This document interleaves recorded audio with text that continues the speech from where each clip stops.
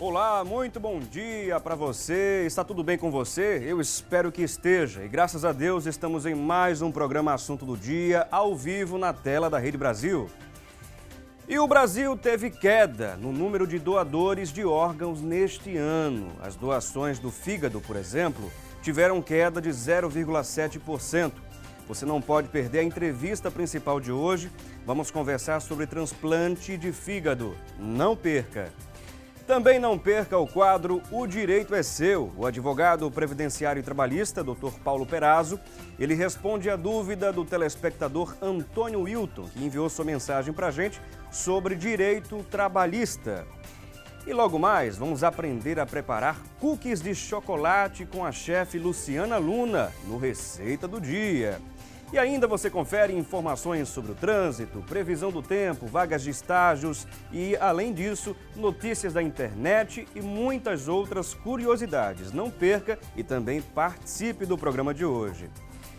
Pernambuco tem a segunda mais importante equipe de transplante de fígado do país. Aqui são atendidos cerca de muitos pacientes de todo o Norte e Nordeste. E para conversar a respeito do assunto, hoje estamos recebendo a presença aqui no programa Assunto do Dia do Dr. Cláudio Lacerda, ele que é chefe da unidade de transplante de fígado de Pernambuco, além de ser diretor da Faculdade de Medicina da Uninasal e autor do livro Acorde o Governador.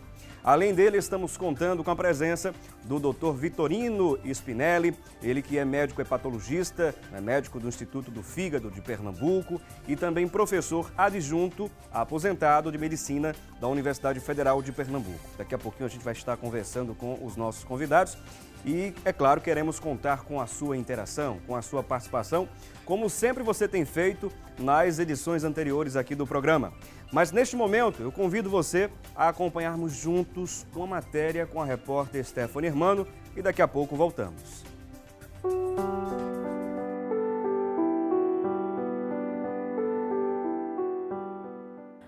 Sua única chance de cura estava no transplante de fígado. Ela morreria antes de ser chamada para o transplante. Hoje ela é garota propaganda, mas essa história é longa. Até 2005, a vida dessa mulher de 48 anos era totalmente normal.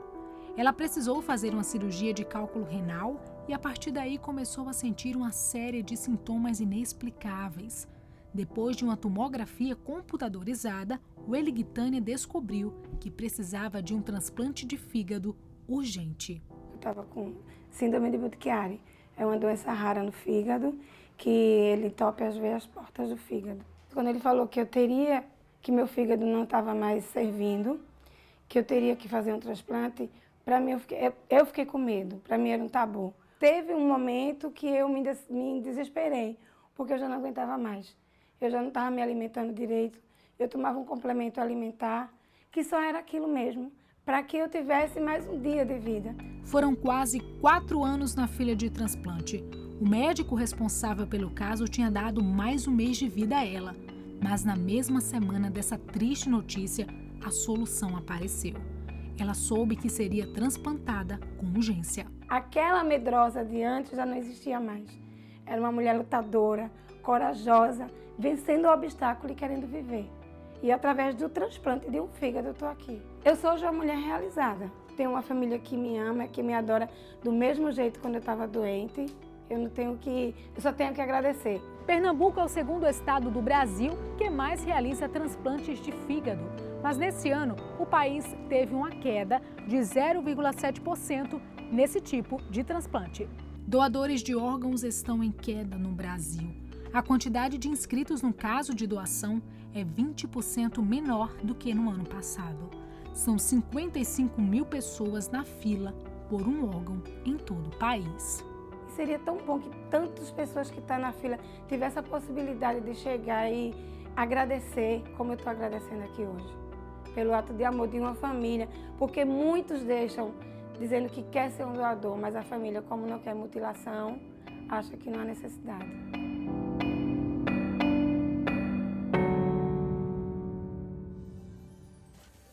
Muito bem, este é um final feliz, mas a gente sabe que não é sempre que isso acontece.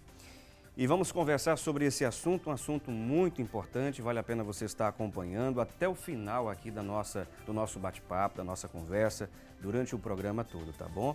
E você pode participar conosco mandando a sua mensagem, enviando a sua mensagem, participando através do WhatsApp, né, pelo número 9920 39435, 9920 39435 é o nosso número, você envia sua mensagem instantânea e, é claro, não esquece de se identificar também.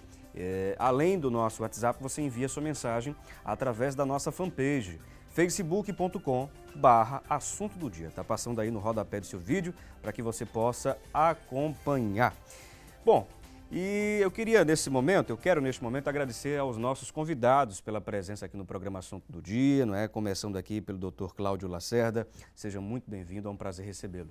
Prazer é meu, Felipe. Eu quero dizer que eu estou impressionado com a qualidade do seu programa, das suas reportagens. Eu acho que realmente essa televisão está de parabéns. Muito obrigado, doutor Cláudio Lacerda. E também agradecemos muitíssimo aqui a presença, não é, do doutor Vitorino Spinelli. É um prazer recebê-lo, seja bem-vindo. Bom dia.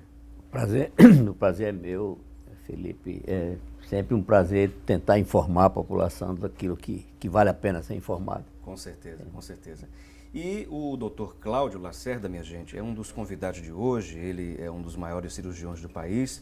Ele foi o primeiro médico a fazer esse transplante aqui em Pernambuco, transplante de fígado, e lançou um livro, não é, sobre o marco de 1000 transplantes de fígado realizados aqui em Recife.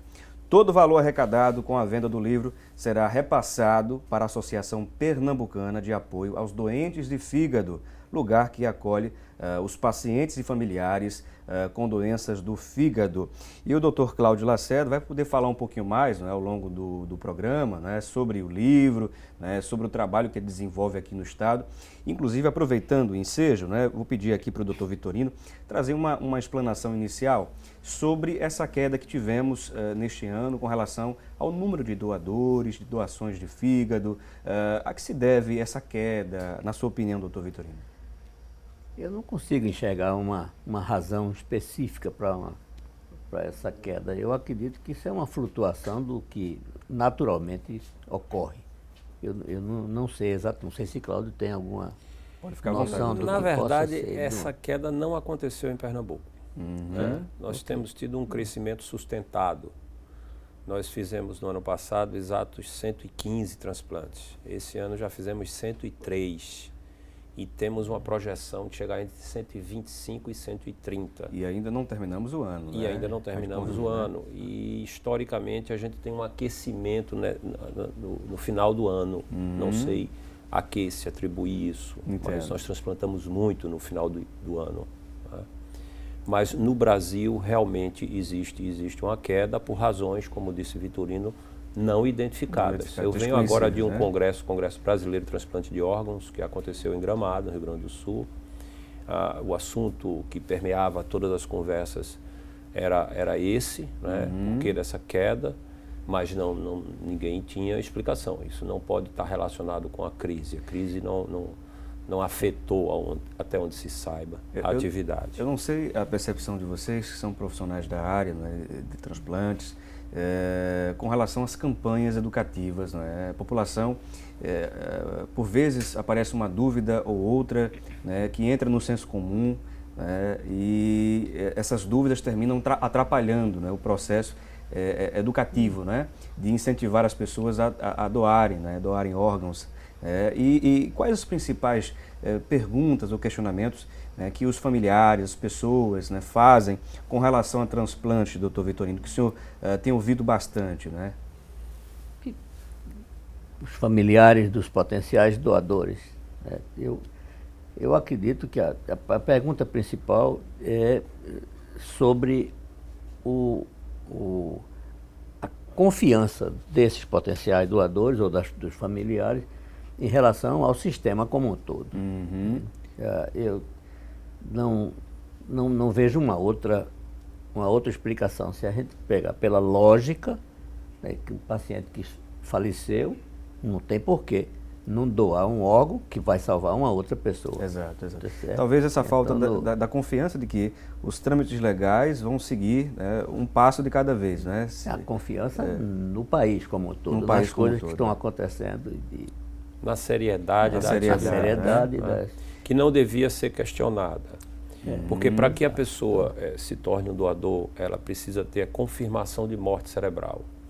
E os leigos têm alguma dificuldade de entender que uma pessoa possa estar morta com o coração batendo.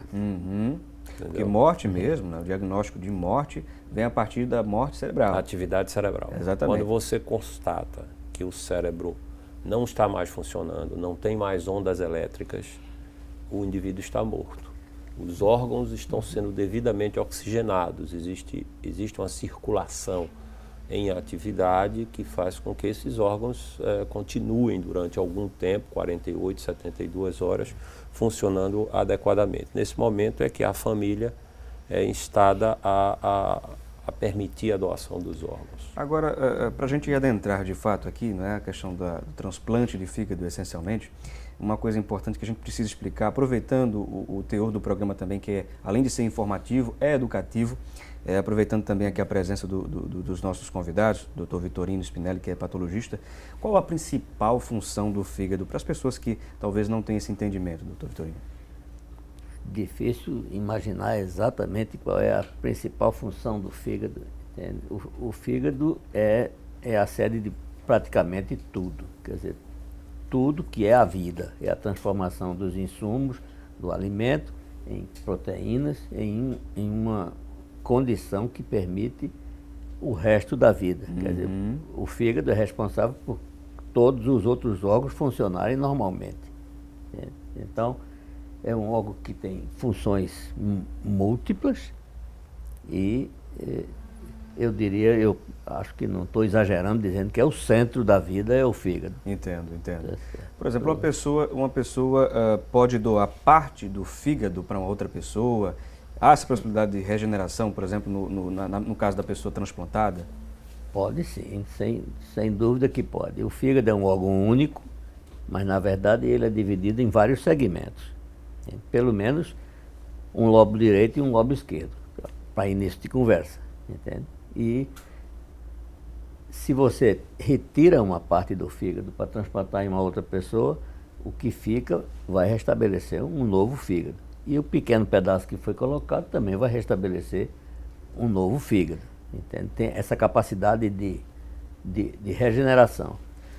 E o índice, mais ou menos assim, claro, que vai ser meio que hipotético, talvez, que eu venha perguntar, mas assim, pode ser relativo, mas a questão, por exemplo, o índice de recuperação do transplantado, da pessoa que recebeu o fígado, enfim, é positivo? Então, na maioria dos casos? O fígado é um órgão fascinante, né?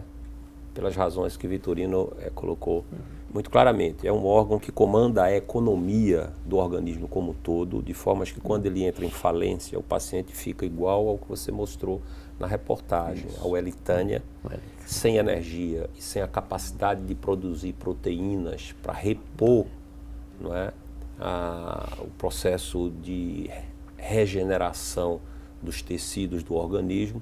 Ela entra num processo de desnutrição não relacionado com a falta de ingesta, mas relacionado com a falta de produção de energia e substância de tecido. O organismo não consegue produzir nem cimento nem tijolo. Então o organismo começa a utilizar o que existe de tecido como fonte de energia, porque o seu fígado não é mais capaz de fazer isso. Entendo. Mas deixa eu lhe dizer uma coisa, voltando um pouquinho à questão anterior, porque é muito importante. Por que é que Pernambuco continua crescendo dos transplantes e o resto do Brasil não? Eu acho que isso a gente deve, Vitorino, não sei se você está sabendo, mas há um fato novo, não é, que é muito promissor, que chama-se o Polo de Petrolina. Eu não sei se a gente está sendo ouvido por Petrolina. Sim, também, Petrolina, então Caruaru. Ótimo, Petrolina está de parabéns. Os colegas que fazem a Ópio de Petrolina, que é um centro de captação de órgãos, tem tido um desempenho fantástico, reconhecido pelo Brasil inteiro. Nós temos ido a Petrolina com muita frequência, ou em avião de carreira, ou em avião pequeno, mas nós temos ido com frequência a Petrolina buscar buscar fígado lá. E outros órgãos também, outros colegas de outras equipes. Então isso faz a diferença e justifica, não é, essa diferença que está acontecendo, o fato de Pernambuco estar crescendo o número de transplantes e o resto do Brasil está até diminuindo. Bom, vou pedir licença aqui rapidamente aos nossos convidados, vamos a um breve intervalo, daqui a pouquinho a gente volta a falar, inclusive das histórias fascinantes que estão incluídas aqui neste livro, não é?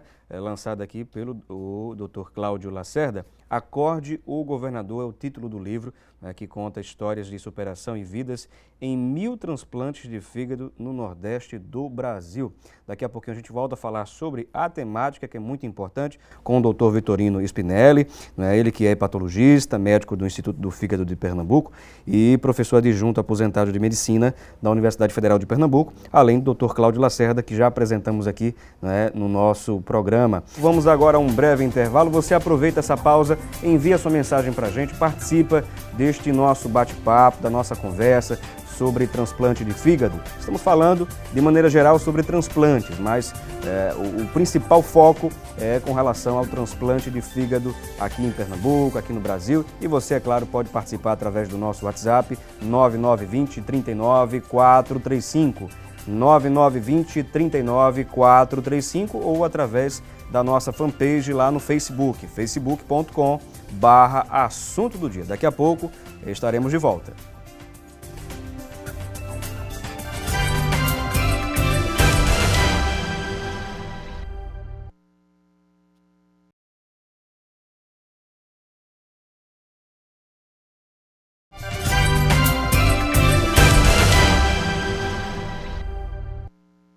Estamos hoje conversando aqui no programa Assunto do Dia sobre transplantes, mais especificamente sobre transplante de fígado.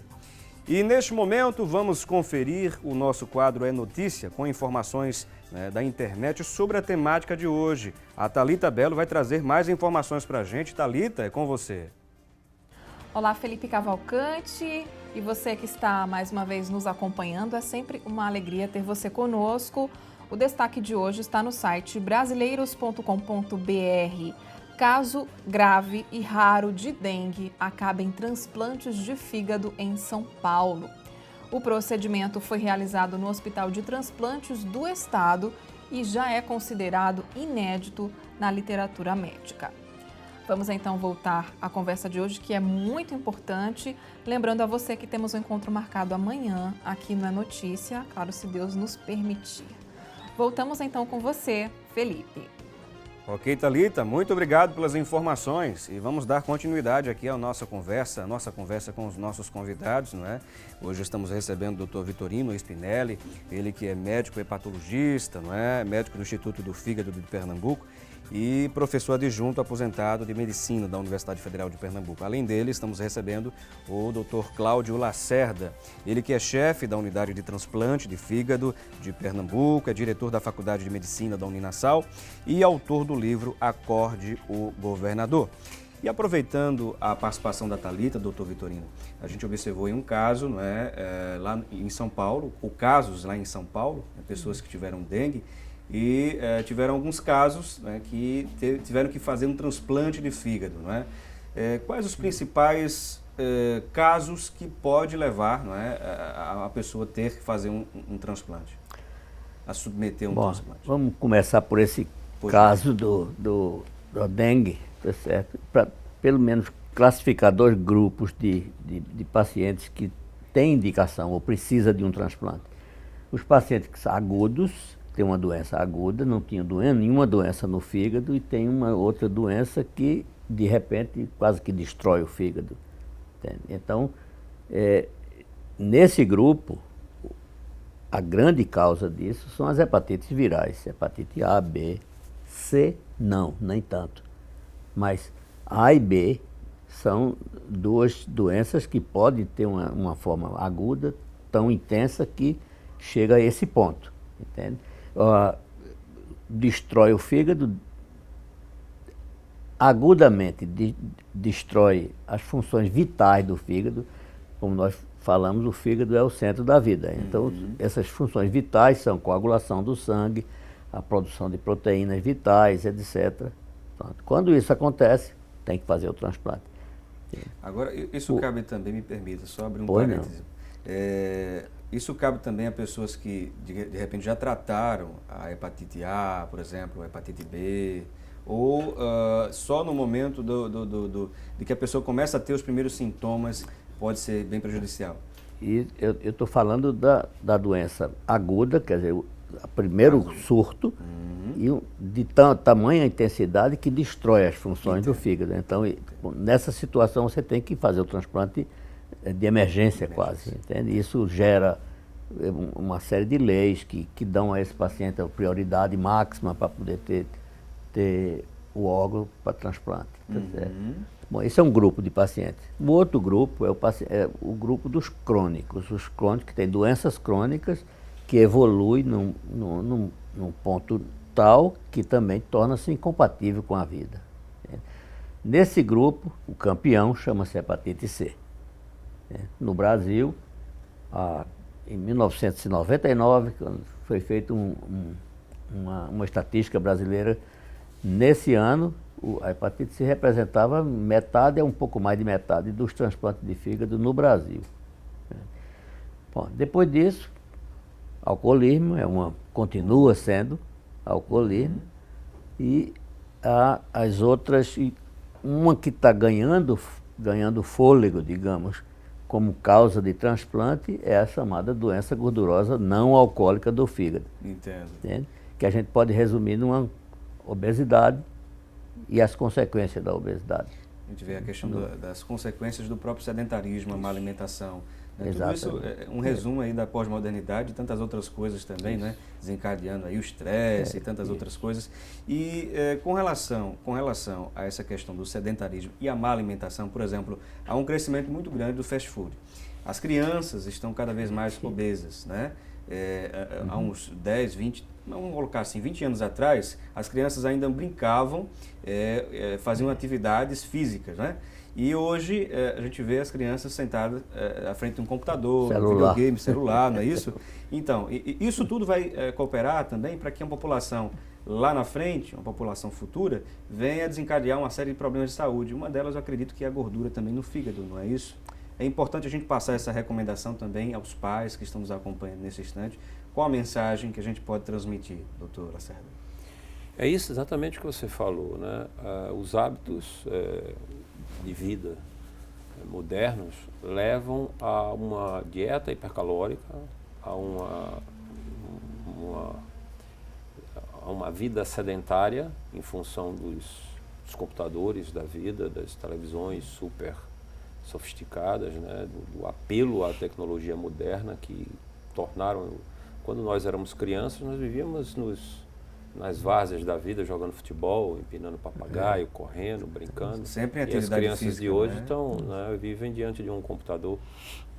E isso leva ao que se chama de dislipidemia, qual seja uma das epidemias mais do mundo atual. E, consequentemente, você tem com muita frequência sobrepeso, você tem colesterol alto, triglicerídeos altos, glicose alta.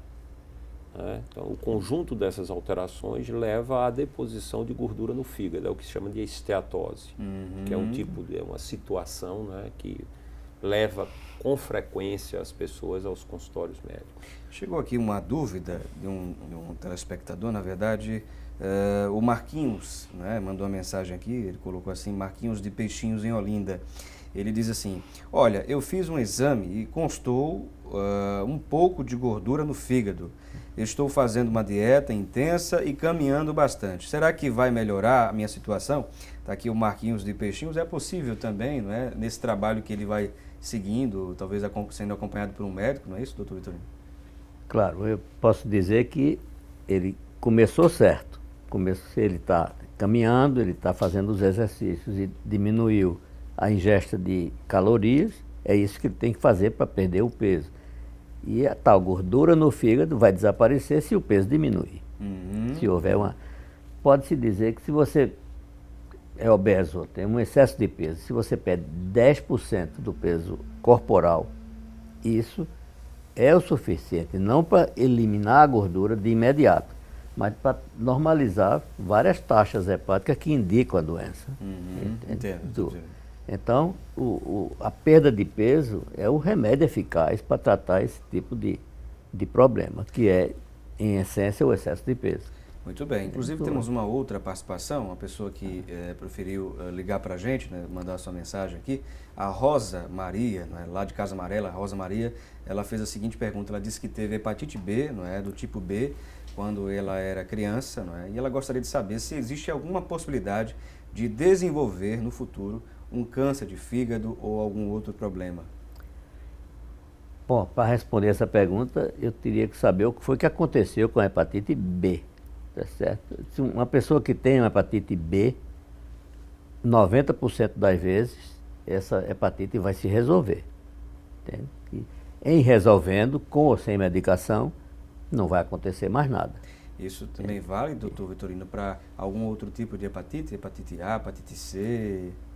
Ok, hepatite A é uma doença diferente, entende? Porque a hepatite A não cronifica. Hepatite A você tem uma doença aguda, tem um início e tem um fim previsto.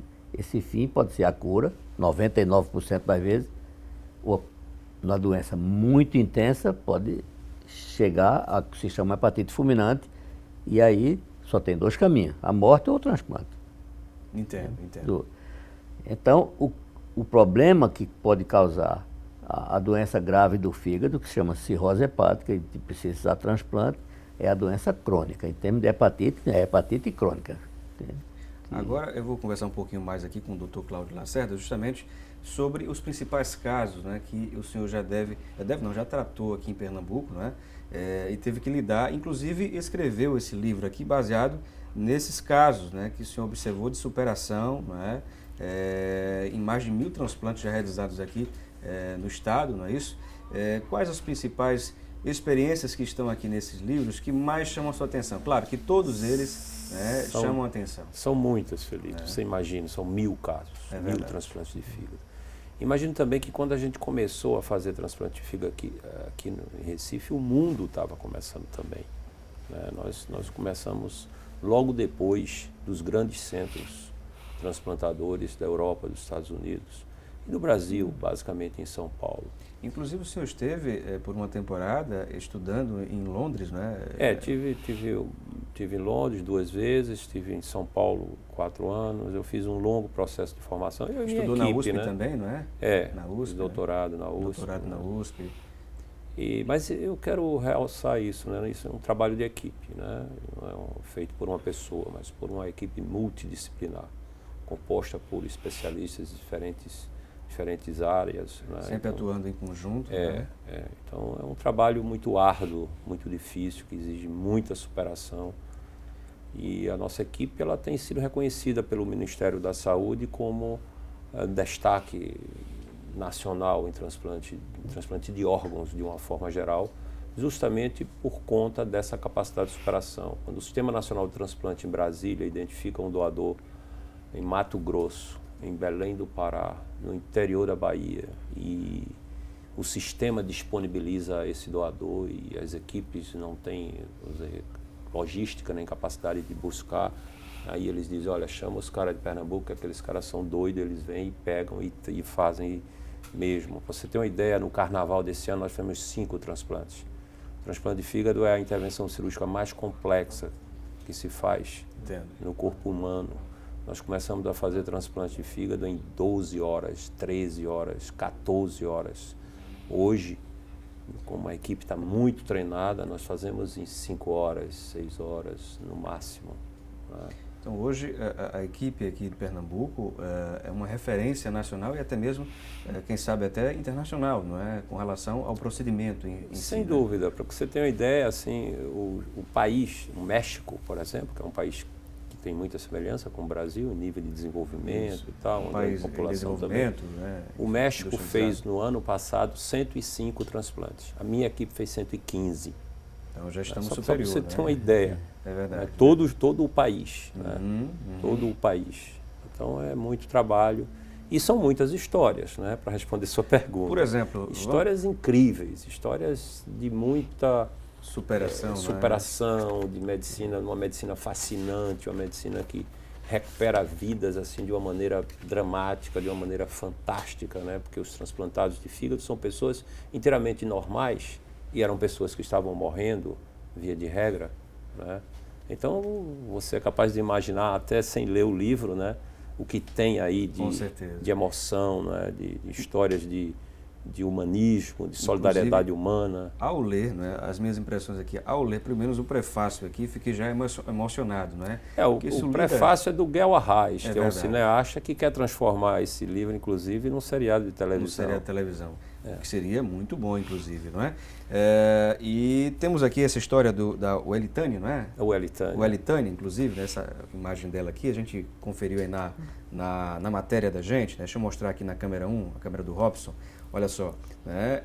A história dela também é fascinante, assim como as outras histórias que aqui são encontradas aqui, né, nesse livro. São quantas histórias ao todo? São 40 capítulos, 40 mas tem umas 30 crônicas e uns 10 artigos de reflexão sobre temas relacionados com a atividade. Bom, e daqui a pouquinho eu quero voltar a falar sobre o livro, não é? Após o nosso momento aí, intervalo. Mas vamos continuar falando sobre o livro e continuar falando sobre a questão do transplante de fígado e tentar desmistificar algumas questões que são muito comuns, né, entre as pessoas. As pessoas comentam bastante no senso comum. Então, antes de irmos aí ao nosso intervalo, o Félix, que é gerente comercial do Cemitério Memorial Vale da Saudade, ele tem um recado especial para você, né, sobre planos funerários. Confira. Inédito em Pernambuco, o Cemitério Memorial Vale da Saudade acaba de lançar o plano funerário Cobertura Total. O que é isto? Um plano funerário completo para 10 pessoas, titular mais 9 dependentes, que não exige grau de parentesco, o irmão e a irmã nomeia no plano quem quiser e este plano ainda vai oferecer toda a assistência necessária, inclusive um ônibus, para que os amigos e os parentes possam acompanhar o cortejo e 2 gavetas para sepultamento no próprio Vale da Saudade. Estou falando de um plano 2 em 1, um plano que vai resolver por completo o problema das famílias no momento de dor, no momento da despedida de um ente querido. Todas as pessoas que ligarem agora para 34 23 7800, repetindo, 34 23 7800, vão poder aderir a este plano pagando um pequeno sinal e R$ 49,00 mensais. Cliente Vale da Saudade, que já vem pagando o jazigo,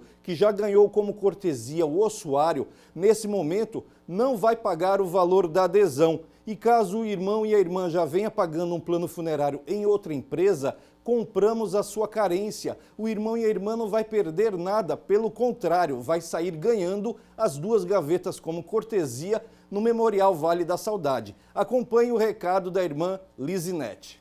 Como é que a senhora ficou tomando conhecimento sobre a nossa empresa? Eu vi, né, o comercial, aí eu liguei, aí eu fiz o meu cadastro e estou pagando até hoje. Eu acho que a pessoa devia pensar na vida e pensar na morte também. E acho que isso é um propósito de vida também, porque a gente tem que se preparar. Cemitério Vale da Saudade.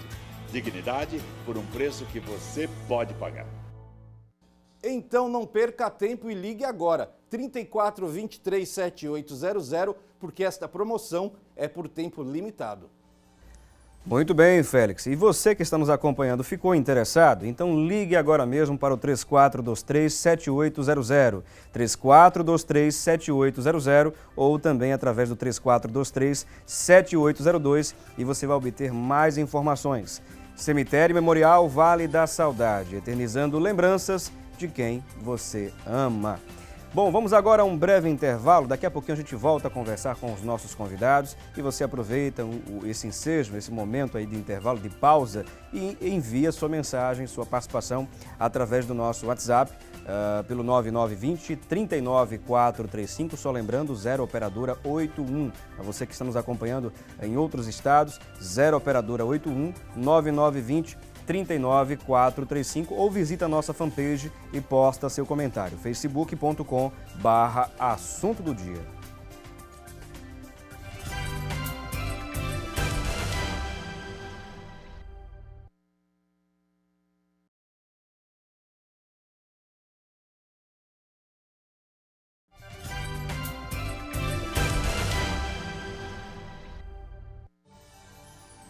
Já estamos de volta com o programa Assunto do Dia e temos mais um problema para ser resolvido no nosso quadro O Direito é Seu. O telespectador Antônio Wilton, ele tem uma dúvida sobre direito trabalhista. E quem responde à dúvida do nosso telespectador é o advogado previdenciário e trabalhista Dr. Paulo Perazzo, em mais um quadro O Direito é Seu.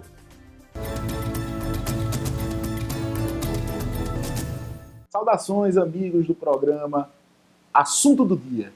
Hoje temos uma dúvida de Wilton de Arco Verde, Antônio Wilton de Arco Verde. Ele está dizendo que trabalhou clandestinamente durante 1 ano e 1 mês de uma empresa, tá certo? E quando ficou doente, o patrão colocou ele para fora. Ele está dizendo que não recebeu férias, nem 13º e nem nada, tá certo?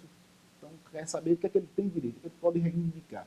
Veja, o empregador ele tem um prazo de 48 horas para colocar a assinatura na carteira de trabalho, para registrar na carteira de trabalho. Se você trabalha clandestinamente, isso é um ônus que deve ser assumido pelo empregador. Se ele não assumiu essa responsabilidade, você pode compeli-lo a fazer isso através da Justiça do Trabalho, através de uma reclamação trabalhista. Os seus direitos ficam resguardados. O mais importante, ele disse que teve um problema de hérnia. Pode ser que, inclusive, essa hérnia tenha sido adquirida no ambiente de trabalho. Eu não sei qual era o trabalho que ele realizava, ele não colocou, mas muitos dos trabalhos são trabalhos que exigem força física, posições forçadas. Portanto, essa hérnia pode ter sido ocasionada no ambiente de trabalho. Isso é digno de nota. Toda vez que você tiver alguma doença, verifique se existe alguma causalidade com o seu trabalho, porque isso gera até uma indenização, tá certo? Para a pessoa que ficou lesionada. E eu quero dizer, por fim, os direitos trabalhistas você pode pedir na Justiça do Trabalho e logo que você conseguir uma declaração judicial que você era empregado, você também pode entrar com o seu auxílio-doença na Previdência Social. Hoje você não pode entrar porque, afinal de contas, você é um clandestino, você não tem registro. Então, para fins de INSS, você não existe. Mas assim que você conseguir essa declaração judicial, você pode, inclusive, pedir uma outra indenização ao seu empregador. Duas na verdade. Primeiro, por uma dispensa imotivada e discriminatória, que ninguém pode ser demitido doente. Então, você pode pedir uma indenização porque foi demitido doente, isso não pode. E segundo, já que ele não registrou a sua carteira, tá certo? Você pode pedir uma outra indenização chamada indenização pela perda de uma chance. E que chance foi essa? Foi que você poderia ter dado entrada no seu INSS, recebido o seu benefício previdenciário e você passou grandes necessidades porque você não pôde entrar com o seu benefício previdenciário porque ele não assinou sua carteira. Então, em tese, é uma outra indenização chamada indenização por perda da chance, porque ele não assinou sua carteira. Saudações e até a próxima. Saudações também ao Dr. Paulo Perazzo. Muito obrigado, meu amigo, pela participação mais uma vez aqui no nosso quadro O Direito é Seu. E você, amigo telespectador, você, amigo internauta, você também pode enviar sua dúvida dentro do campo de atuação do direito, seja direito penal, direito civil, direito trabalhista, previdenciário, do consumidor, enfim. Você posta a sua pergunta lá na nossa fanpage, facebook.com/assunto do dia. Nesse endereço aí que está passando no rodapé do seu vídeo, você posta a sua pergunta e vamos atrás de um profissional do campo do direito para responder a sua dúvida. É mais uma prestação de serviço e utilidade pública da Rede Brasil. Bom, e vamos retomar aqui ao nosso tema principal de hoje. Estamos falando sobre transplante de fígado. E claro que a gente está falando aqui não só de transplante de fígado, mas sobre transplantes de maneira geral, mais especificamente sobre transplante de fígado. E um dado positivo em relação a transplantes, o número de transplantes de órgãos sólidos, como coração, fígado e rim, teve aumento, pelo menos neste ano, com 33%, com destaque para o coração, que foi de 154%, saindo de 13 transplantes para 34%. E este número é um recorde em toda a história da Central de Transplantes, pois o número máximo de procedimentos realizados em um ano inteiro foi de 27 procedimentos. Isso confere a Pernambuco o título de segundo estado que mais realizou esse tipo de transplante, atrás apenas do estado de São Paulo. E vamos continuar conversando aqui com os nossos convidados, né? Os nossos convidados de hoje, o Dr. Vitorino Spinelli, ele que é hepatologista, é médico do Instituto do Fígado de Pernambuco. Também o Dr. Cláudio Lacerda está aqui conosco, ele que é chefe da unidade de transplante de fígado de Pernambuco, é diretor da Faculdade de Medicina da Uninasal e autor do livro Acorde o Governador. Todas as vezes que eu menciono o título do livro, eu fico com curiosidade, doutor Lacerda, com relação ao nome. Né? Como é que foi a escolha do nome? Qual a curiosidade que está por trás deste nome? Então, em 2009, uma criança de 3 anos de idade foi vítima de bala perdida na periferia do Recife. Teve morte cerebral decretada. E a família, num gesto de extrema grandeza e espírito de solidariedade humana, permitiu que os seus órgãos fossem retirados. Acontece que a criança estava muito instável e depois que o coração para, a gente praticamente não aproveita mais os órgãos sólidos. E aí nós tivemos que apressar essa retirada, tiramos o fígado, conservamos, né? A primeira criança da lista compatível com aquele fígado estava internada numa UTI de um hospital público em Maceió, extremamente grave, entubada com hemorragia digestiva. E às 2 horas da manhã eu ligo pessoalmente para a pediatra dessa criança e com certo receio, porque médico não gosta de ser acordado, principalmente a maioria dos médicos, principalmente quando se trata de discutir casos ou situações de pacientes públicos, né? Mas qual que? De jeito nenhum. Ela acordou feliz, dizendo que a pacientezinha dela tinha uma chance. Eu disse, mas nós temos uma logística complicada, porque essa criança não pode ser transferida de ambulância de Maceió para Recife. Primeiro, porque não há tempo. Segundo, porque não há segurança. Ela pode morrer na ambulância. Teria que ser de helicóptero. E ela disse, é? Eu disse, então eu vou conseguir um helicóptero. E aí acontece um diálogo com o encarregado do setor de liberação de transporte aéreo do governo de Alagoas. E o diálogo eu transcrevo nesse capítulo do livro, que é o seguinte. Boa noite, senhor. Eu sou a doutora Marta Mesquita, o nome dela, e eu estou precisando que o senhor me libere um helicóptero para transportar uma criança grave de 4 anos de idade que vai para Recife fazer um transplante agora. Ah, doutora, a senhora, desculpa, a senhora não está entendendo, eu não posso fazer isso nunca foi feito. O helicóptero que está aqui não é feito para isso, não pode. Como não pode? A senhora não está entendendo. É uma criança, eu vou repetir, é uma criança de 4 anos que tem na liberação desse helicóptero a sua única chance de vida. E o senhor está me dizendo não? Quem eu vou responsabilizar pela morte dessa criança? E ela disse, eu não sei, mas eu não tenho autonomia para isso. Então chame o seu superior. Ele também não tem autonomia para isso. E quem tem? Doutora, só quem teria autonomia para isso seria o governador. Então, por favor, acorde o governador, que é o título do livro. Muito bom. Eu não sei o que aconteceu nos instantes seguintes, mas 15 minutos depois, a doutora Marta me liga eufórica, dizendo que a criança estava sendo removida para o aeroporto e o helicóptero já estava pronto, sendo acionado para transportá-la para cá. A criança vem, nós fazemos o transplante, ela sai muito bem, fica curada, volta para Maceió. No final do ano, a mãe traz a criança para revisão, consulta de revisão. Entra na minha sala, no Oswaldo Cruz, para expressar a gratidão que toda a família tinha pela nossa equipe. E eu disse, tudo bem, eu vou registrar a gratidão, acho isso muito importante para nós, muito estimulante. Mas, por favor, não se esqueça de fazer uma visita à doutora Marta Mesquita para agradecer a ela, porque essa é a gente que está mudando o nosso país. Você imagina se no Congresso Nacional, em vez das pessoas que tem lá, tivessem as Marta Mesquita da vida? Seria um outro país, não é? Um outro país, um país bem diferente. É um caso realmente comovente, não é? Um caso comovente, um caso real, assim como tantos outros que a gente vai encontrar aqui, né, sendo citados aqui neste livro, né, Acorde o Governador.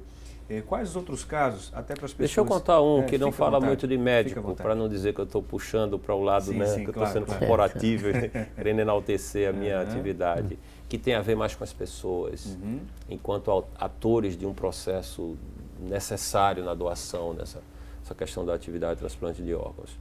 Nós estávamos com uma paciente aqui muito grave, surgiu uma doadora compatível em Aracaju. Sim, sim. E aí o cirurgião da nossa equipe foi com o material de preservação para o aeroporto, para pegar o avião, para ir para Aracaju buscar esse fígado lá. Lá ele iria se incorporar a uma equipe que já existe, tirar o fígado e trazer esse fígado. Acontece que no aeroporto só tinha um voo para Aracaju, às 4 horas da tarde, e estava absolutamente lotado, com 7 pessoas na lista de espera. Aí o cirurgião liga para mim, da nossa equipe, e diz: Cláudio, infelizmente perdemos o fígado. O voo está lotado, é o único voo, e tem 7 pessoas na lista de espera. Eu disse: Sabá, que é o nome desse colega, não desista, não aceite o não como resposta. Vamos persistir. Chame a pessoa responsável pelo embarque, conte a situação. Acredite na grandeza das pessoas. A causa é nobre demais. Se a gente não usar esse fígado, nossa paciente vai morrer. Aí ele disse: tá bom, Cláudio, mas está muito difícil, porque são 7 pessoas, só falta meia hora para finalizar o embarque. 80% das pessoas já confirmaram o embarque. Eu disse: mas vá em frente, lute.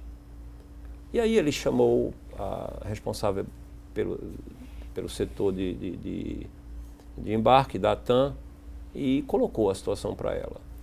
Quando ele estava conversando com ela, os passageiros que estavam na lista de espera ouviram a conversa. E o primeiro da lista: eu cedo o meu lugar. O segundo da lista disse: eu também cedo o meu. O terceiro, provavelmente uma pessoa muito com espírito de liderança, disse: alguém não cede?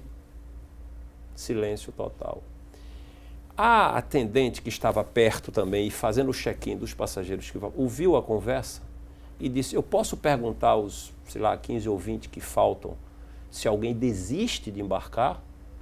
Aí a supervisora disse: claro, vá em frente. Aí ele virou-se para a Sabá e disse: doutor, dê uma subidinha, vá tomar um café, volte daqui a uns 15 minutos. 10 minutos depois ele volta. Quando ele vai se aproximando do balcão da TAM, as funcionárias estão eufóricas. Doutor, conseguimos. Ele se apressa para fazer o check-in, o tempo está passando, e aí faz um comentário: olha, muito obrigado a vocês não têm ideia do que vocês estão fazendo, vocês estão ajudando a salvar uma vida. E aí, Felipe, uma funcionária olha para ele e disse: doutor, eu sei muito bem o que é isso. Eu já passei por isso. Eu tenho um pai transplantado por vocês. A gente observa o comprometimento, não é? Comprometimento. Quando as pessoas passam a se comprometer com uma missão específica, não é? E principalmente salvar vidas, a coisa muda. Né? O mundo muda, o ambiente muda, as pessoas começam a mudar também e pensar a respeito, né? Pensar sobre a vida. Isso é muito importante.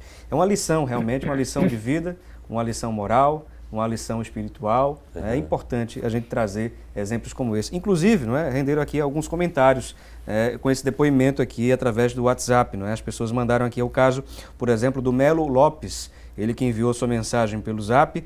Não é? Ele diz: parabenizo estes ícones raros da saúde em Pernambuco. Este programa é fantástico, na direção do Felipe. Agradecemos aqui. Sinceramente, precisamos disso enquanto população, ouvir testemunhos como esse. Temos aqui uma outra mensagem aqui, a Marta Gomes de Souza, né, mandando sua mensagem aqui. Estou inteiramente emocionada ao ouvir uma mensagem como esta. Precisamos ser mais solidários. Muito obrigado, Marta. Temos aqui a participação também da Eli Claudino. Parabéns aos convidados pela bela iniciativa de salvar vidas. Deus os abençoe. Parabéns pelos convidados do assunto do dia, a Eli Claudino participando aqui conosco. Temos uma outra mensagem aqui, né? Uma mensagem de uma pessoa que mandou dizendo o quê? Que quer ser doadora de órgãos. Eu vou ser cremado e tenho o desejo de doar todos os meus órgãos possíveis, mas a família depois da morte é quem é o dono do corpo. não sei qual o procedimento, sei que pode tirar os ossos da pele, os ossos e pele e outros se houver condições. Eu entendi mais ou menos aqui a ideia, mas foi o Arthur de Tabajara que enviou a sua mensagem aqui com relação aos procedimentos para se tornar um possível doador, né? Daqui a pouquinho a gente volta a conversar, vou segurar um pouquinho aqui, né, essas participações, vamos a um breve intervalo, daqui a pouquinho a gente volta e é claro, você não saia daí, aproveite esse instante, esse intervalo e mande sua mensagem também, que vamos ler com o maior carinho, tá bom? Após o intervalo, estamos de volta, mas antes você confere, né, a Angélica, né, a Angélica da Lady Eva, que tem um recado especial para você, confira. E na Lady Eva, além de qualidade, você encontra variedade. É isso aí, trabalhamos com todos os tamanhos, looks exclusivos, como este que nós trouxemos para você. Este lindo blazer com um lindo detalhe, esta saia com esse detalhe em renda e para o homem, este lindo terno super 120 com essa camisa em puríssimo algodão, essa gravata em jacá e ainda temos ternos infantis. É isso mesmo, tudo isso na Lady Eva, a sua grife de moda evangélica. Lady Eva, Avenida Conselheira Aguiar, número 4887, loja 5. Estamos esperando por você. Pois bem, tá aí a Angélica trazendo para você mais informações sobre a Lady Eva. Pois é, não perca tempo, minha gente. Vai logo correr aí para comprar seu terno novo, né, sua roupa nova. Pois é, esse blazer aqui mesmo é lá da Lady Eva. Um abraço especial a todo mundo lá, né, do Lady Eva. E vamos agora a um breve intervalo. Daqui a pouquinho a gente volta e você, é claro, não saia daí.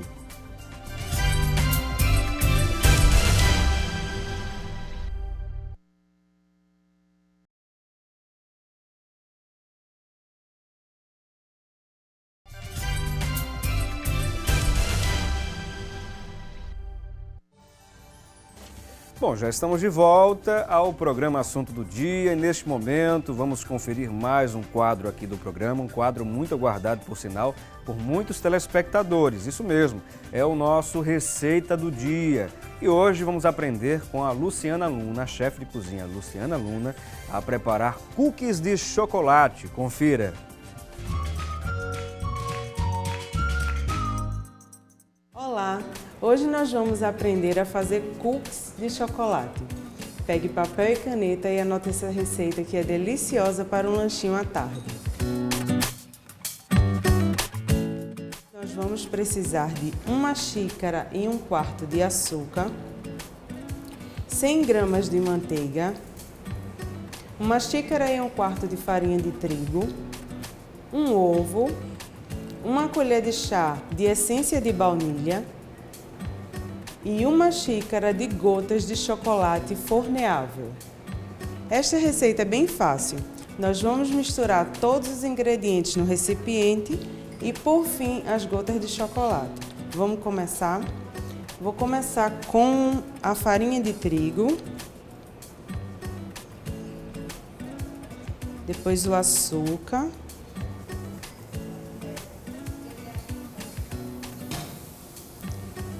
a manteiga, o ovo e, por fim, aqui a essência.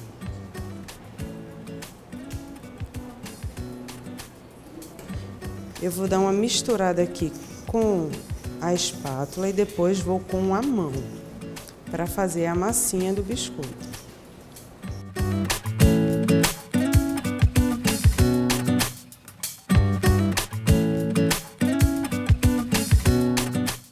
Vamos misturar bem todos os ingredientes até ficar uma massa homogênea, bem misturada.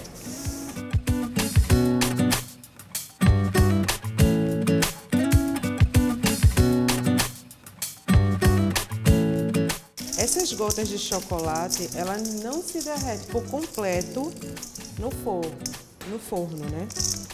Ela apenas derrete o centro, não se espalhando. Então, caso você não encontre, o ideal seria essa, mas caso você não encontre, pode também picar um pouquinho de chocolate e colocar na massa. O efeito não vai ser o mesmo, mas dá para fazer também. Agora vamos moldar os cookies. Na verdade é bem fácil, você só vai precisar de uma colher de sobremesa. Então a gente vai pegar uma colher e colocar em cima de uma forma untada e enfarinhada.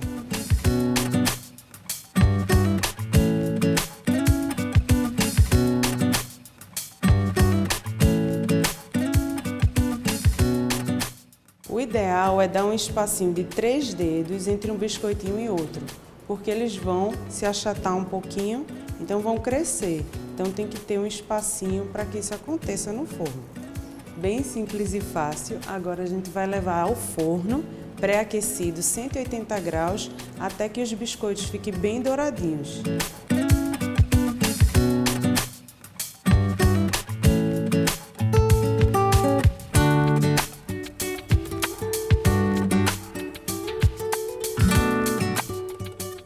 Os cookies já ficaram prontos, agora a gente vai retirar do forno.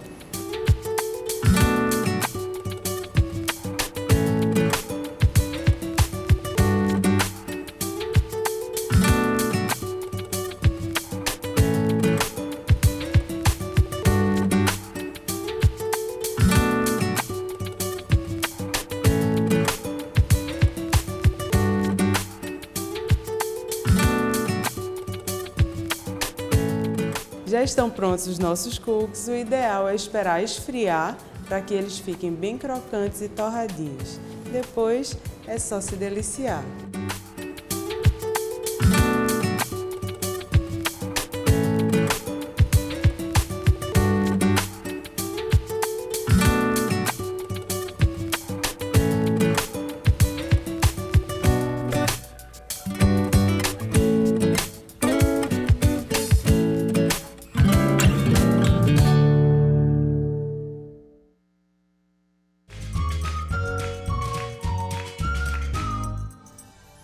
Conferimos aí mais um Receita do Dia, não é? Mais um prato do dia com a Luciana Luna, chefe de cozinha Luciana Luna, lá da Escola de Gastronomia, não é? A Escola de Gastronomia La Luna, da Imbiribeira. Um abraço especial a todos que fazem na Escola de Gastronomia, tá bom? E muito obrigado a Luciana Luna pela participação mais uma vez aqui no Receita do Dia. E neste momento vamos conferir o nosso quadro A Vagas.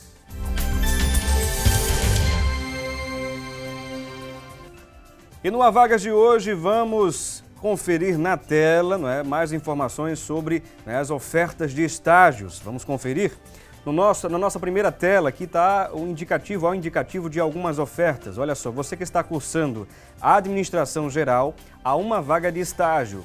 Pedagogia, uma vaga. E Administração Hospitalar, uma vaga. Na próxima tela, vamos conferir também o indicativo para outras ofertas, né? Por exemplo, Administração de Empresas, uma vaga, Técnico em Análises Clínicas, uma vaga e Técnico em Segurança do Trabalho, uma vaga. Para você que ficou interessado nas ofertas de hoje, olha só, você pode se dirigir à sede do CAA, que fica na Rua do Progresso, número 465, no edifício Vila Empresarial, no bairro da Boa Vista, no centro da cidade do Recife. E você também pode obter mais informações através dos seguintes números. Tome nota: 3331, ou melhor, 3131 6000, 3131 6000 ou também o 3131 6100. E só lembrando que o horário de funcionamento do CAA é de segunda a sexta, das 8 da manhã às 4 da tarde. Portanto, sucesso para você! E vamos continuar conversando sobre o tema principal de hoje. Estamos falando sobre transplante de fígado. E vamos continuar conversando aqui com os nossos convidados, com o Dr. Cláudio Lacerda, não é, que é chefe da unidade de transplante de fígado de Pernambuco, também é diretor da Faculdade de Medicina da Uninasal e autor do livro Acorde o Governador. E também contamos com a presença do Dr. Vitorino Spinelli, ele que é médico hepatologista, é médico do Instituto do Fígado de Pernambuco.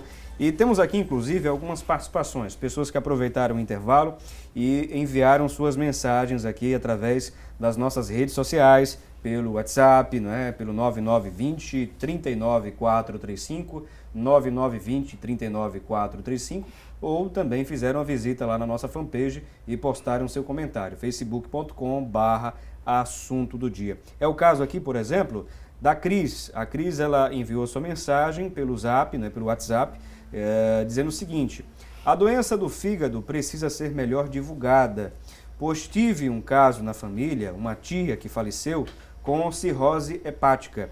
No entanto, ela nunca bebeu, mas no velório todos perguntavam se ela era alcoólatra.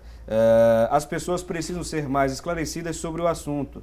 Por que cirroses? Não é só acometido por quem sofre de alcoolismo. Está aqui a participação dela, a Cristiane, não é? Acredito, né? A Cris aqui participando. Vou pedir para o doutor Vitorino, não é, responder aqui. Bom, essa ideia de que cirrose hepática está necessariamente atrelada com alcoolismo é uma coisa obsoleta. Né? Porque hoje sabemos o seguinte, que se você quiser saber as causas de cirrose hepática em várias populações, tanto no Brasil como fora do Brasil, no primeiro mundo, no terceiro mundo, na verdade o alcoolismo representa em torno de, vamos dizer assim, entre 30% e 40% dos casos da cirrose hepática. O restante vem de outras fontes.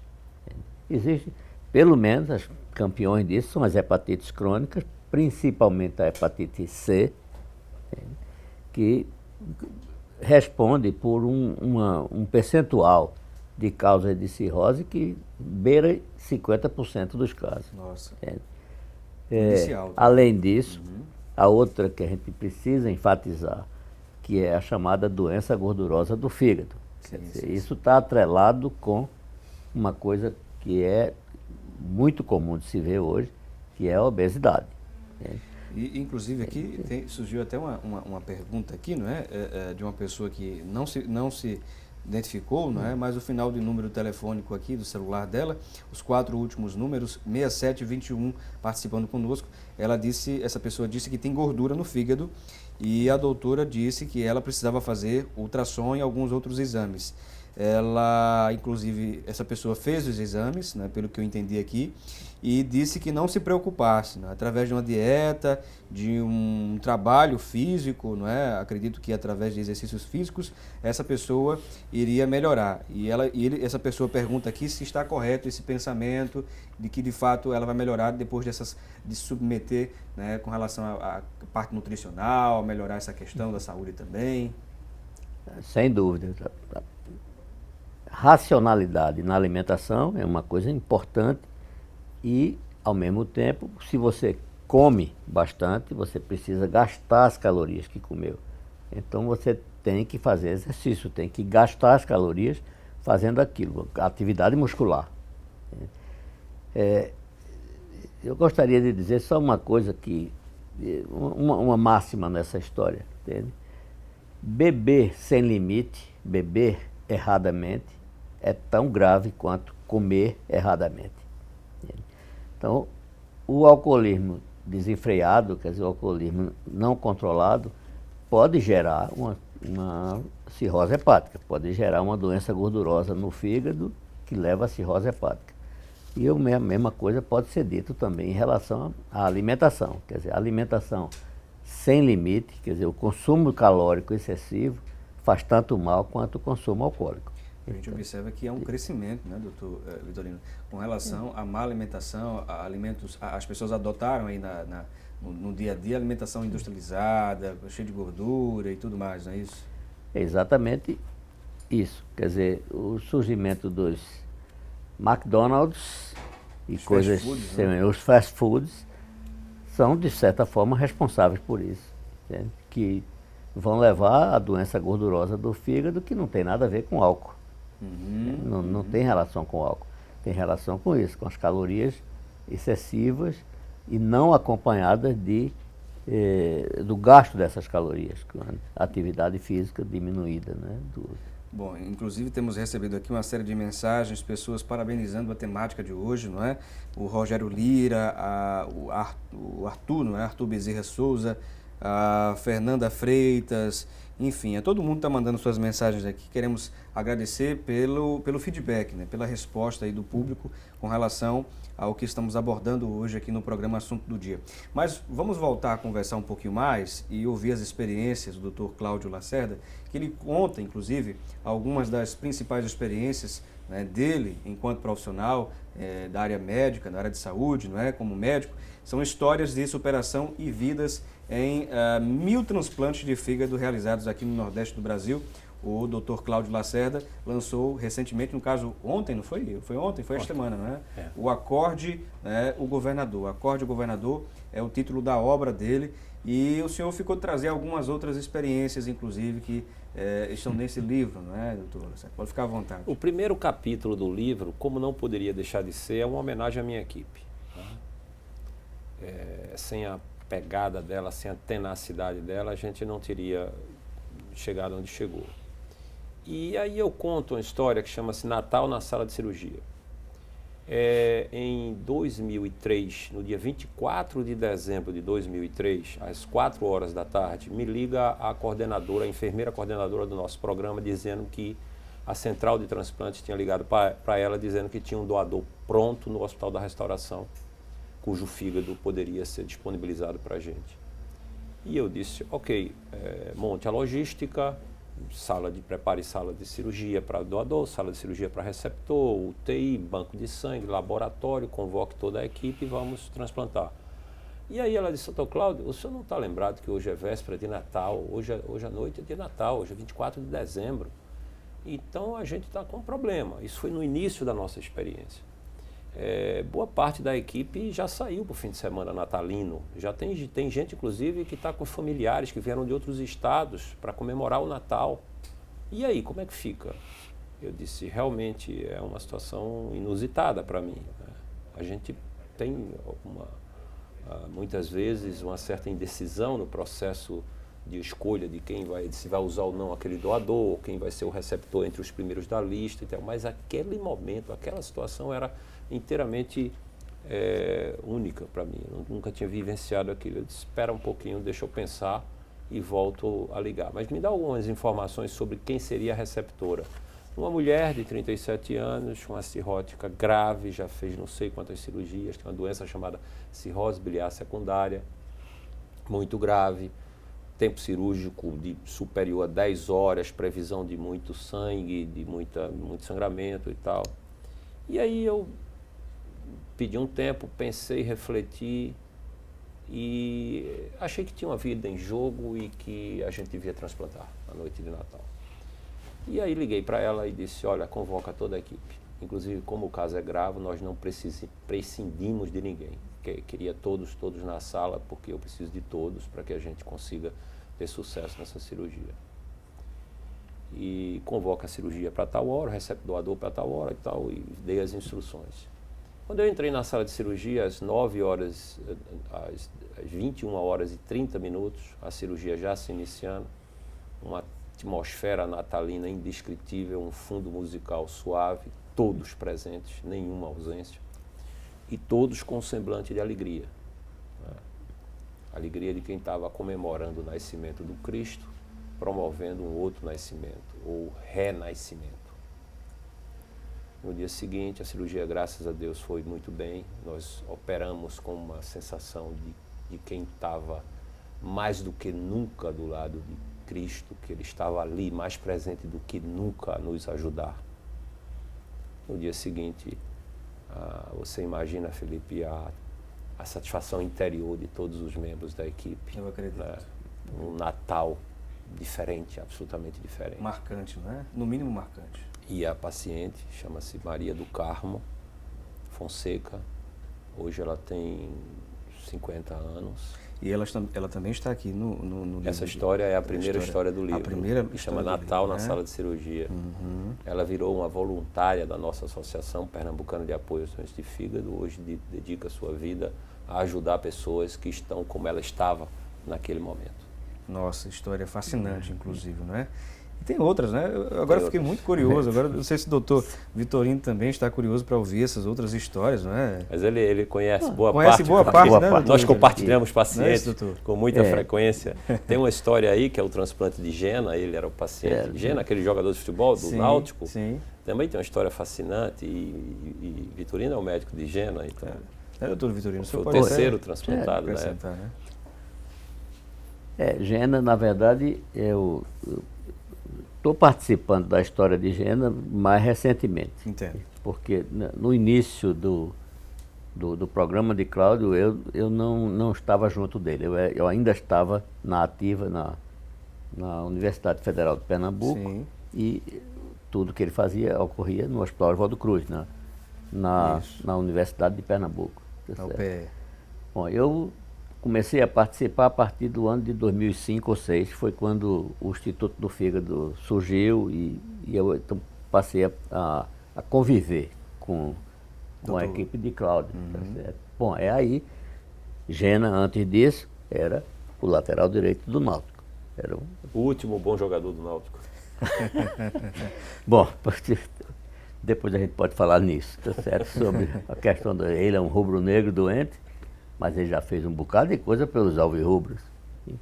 Gena, Gilson Cegonha e por aí vai, um bocado de outras pessoas. Agora, aproveitando o ensejo, não é? Eu acho que muita gente também quer saber onde é que fica, não é, o Instituto do Fígado, não é, de Pernambuco. O senhor tem lá o teu endereço e tem também o contato? Aproveitando, né? Rua Arnóbio Marques, 282. Essa é a sede administrativa, que é anexo ao Hospital Oswaldo Cruz. Anexo ao Hospital Oswaldo Cruz, né? Hoje, os pacientes do Instituto do Fígado são internados, quando necessário internamento, no Hospital Oswaldo Cruz. Isso é o que eu estou fazendo hoje. Entendo. E com relação às pessoas que querem obter mais informações, né, pode comparecer ao Instituto do Fígado e vai obter com certeza orientações, né? Pode. Você me pergunta que eu não sei de memória o telefone. Não, fique tranquilo. O telefone fique tranquilo. Do Instituto. Porque eu, na verdade, os pacientes que me procuram, eu dou meu celular, eles se comunicam no meu celular. Mas, de fato, as pessoas sabendo agora o endereço, com certeza podem ir até lá. O endereço é esse, exatamente. Ou até mesmo pesquisar na internet, né, que é muito fácil hoje com a tecnologia. As pessoas colocam lá o Instituto, né, do Fígado de Pernambuco e vão obter nos sites de busca as informações que são importantes aí, então. E o tempo realmente foi embora do programa, a produção está nos avisando, né, que o tempo foi embora, que é uma pena muito grande. Mesmo. Passou rápido, não foi? Passou rápido, doutor Vitorino. E a gente nem percebeu, a conversa foi tão boa, e é assim mesmo, quando a conversa é boa, quando o assunto é muito bom, quando o assunto é agradável, a gente nem percebe as horas passando, né? E nós queremos agradecer aqui, né, primeiramente ao doutor Vitorino Spinelli, né, por ter vindo aqui ao programa, por ter participado, por ter compartilhado também do conhecimento, da história também de vida enquanto profissional e enquanto pessoa, e queremos pedir para o senhor deixar as considerações finais em alguns segundos. Muito obrigado. Bom, o que é que se pode falar? É sempre um prazer estar aqui com a história de sucesso, que é a história do transplante de fígado, personalizado aqui por Cláudio. E eu estou sempre à disposição, como eu disse no início, para qualquer tipo de informação que seja útil, que eu possa contribuir para a população. Muito obrigado, doutor Vitorino Spinelli. E também agradecemos aqui ao doutor Cláudio Lacerda pela presença no programa Assunto do Dia, né? E também pelas histórias fascinantes aqui que ele pôde compartilhar conosco. E as pessoas que estiverem interessadas em adquirir o acorde do governador, o que podem fazer, doutor Cláudio? No Hospital Oswaldo Cruz, na nossa unidade de transplante de fígado, que funciona dentro do Hospital Oswaldo Cruz, todo mundo sabe, e também na Livraria Cultura do Shopping Rio Mar. Eu fico à vontade para fazer esse comercial, porque a renda do livro vai ser para a Associação Pernambucana de Apoio aos Doentes de Fígado, portanto a causa é muito nobre. Então, portanto, só relembrando, não é só pontuando mais um pouco, a questão, toda a renda, né, destinada aqui, toda a renda adquirida, não é, na venda do livro Acorde Governador, vai ser direcionada à Associação Pernambucana de Apoio aos Doentes de Fígado, a APAF, não é isso? Né? Lugar onde acolhe os pacientes e familiares com doenças do fígado. Então, é a causa nobre, inclusive, né, Dr. Cláudio Lacerda e toda a equipe, né? E muito obrigado por ter vindo aqui ao programa, foi um prazer. Eu que agradeço, o prazer foi meu. E a gente vai encerrando aqui o programa Assunto do Dia, né? Já com saudade aqui dos depoimentos, das experiências, né?